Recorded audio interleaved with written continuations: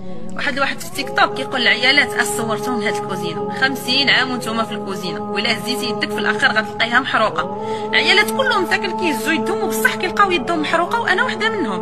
والله الا بقيت كنقول والله الا عنده الصح يدي محروقه. شوفوا الخوتاي شفتوها الحرقه قداش شتا ولكن عرفتوا هاد الحرقه على من؟ هاد الحرقه على ولادي وعلى راجلي اللي خدام عليا. واي مرة كتشوف هاد الفيديو ما تسمعيش الهضره الخاويه. والله الا صدماتني بالله. الدراري ديروا لها جيم دابا حبس ودير لها جيم دابا.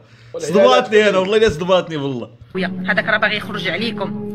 الا حنا كنحرقوا راسنا في الكوزينه، الراجل راه كيحرق ذاته ووجهه وصحته وحياته في الزنقه.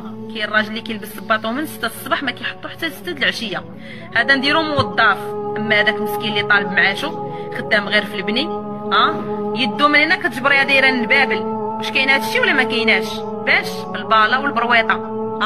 وداك البنايه والصباغ، تحياتي للبنايه والصباغه اللي كتلقايهم طالعين في العاشره من طابقه، الا طاحوا من تما ما يزيدوش ياكلوا الخبز. عليه من طالعين تم على ولادهم وعلى عيالاتهم. تجي انت وتقول لهم ما تدخلوش الكوزينه وما تطيبوش لرجالكم ولولادكم. الرضا والله شاديه بنت الناس بالله. تحيه لبنات الناس المغربيات، تحيه لكم كاملين.